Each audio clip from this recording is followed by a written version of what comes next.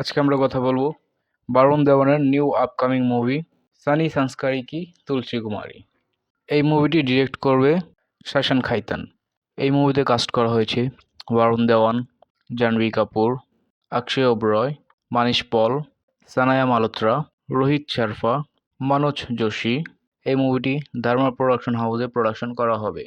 এই মুভিটি শুধুমাত্র একটি ল্যাঙ্গুয়েজে রিলিজ পাবে, সেই ল্যাঙ্গুয়েজটি হচ্ছে হিন্দি ল্যাঙ্গুয়েজে। এই মুভিটির বাজেট তেমন একটি বেশি নয়। এই মুভিতে মাত্র ৮০ কোটি টাকা বাজেট নির্ধারণ করা হয়েছে। ৮০ কোটি বাজেটের ভিতরে অ্যাক্টর কিন্তু খারাপ আসে নাই, ভালো ভালো অ্যাক্টরই পেয়েছে। তবে বরুণ দেওয়ানের বর্তমানে ক্লাস নাই বললেই চলে।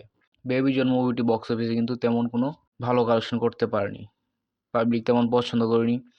আর বলিউড তো বর্তমানে রিমেকের জন্য বিখ্যাত হয়ে যাচ্ছে।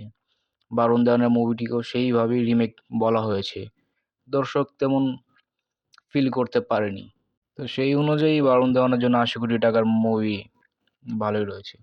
অন্য সব অ্যাক্টরদের তুলনায় বরুণ দেওয়ান অনেকটাই পিছিয়ে রয়েছে, কারণ বরুণ দেওয়ানের কোনো মুভি দেখলাম না যে আজ পর্যন্ত ৫০০ কোটি ক্রস করতে পারছে, শুধুমাত্র এবিসিডি 1, 2 আর স্ট্রিট ডান্সার বাদে।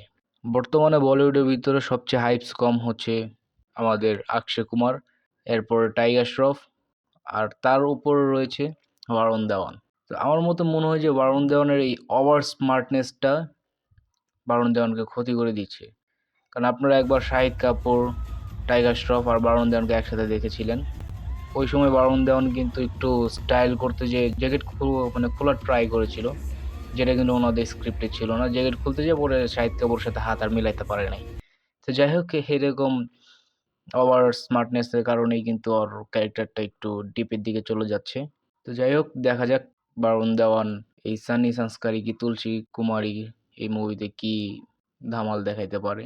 এই মুভিটির রিলিজ পাবে 18 এপ্রিল 2025-এ। তো আপনারা হয়তো বা জানেন না যে আমি আপনাদের কথা চিন্তা করে একটি টেলিগ্রাম গ্রুপ বানিয়েছি, যেই গ্রুপে আপনারা নিউ নিউ মুভিগুলো একদম ফ্রিতে দেখতে পারবেন। তো আমার যারা এই মুভিগুলো ফ্রিতে দেখতে চান, তারা আমার ডিসক্রিপশন বক্সে আমার টেলিগ্রাম চ্যানেলের লিঙ্ক দেওয়া আছে, ওইখান থেকে লিঙ্কে ক্লিক করে আমার টেলিগ্রাম চ্যানেলে জয়েন হয়ে নিন। তো আজকের জন্য এতটুকুই। যারা আমার চ্যানেলে নতুন, তারা এখনই আমার চ্যানেলটিকে সাবস্ক্রাইব করে রাখুন নিত্য নতুন মুভি সম্পর্কে জানার জন্য এবং এক্সক্লুসিভ কিছু ডিটেলসের জন্য। ধন্যবাদ।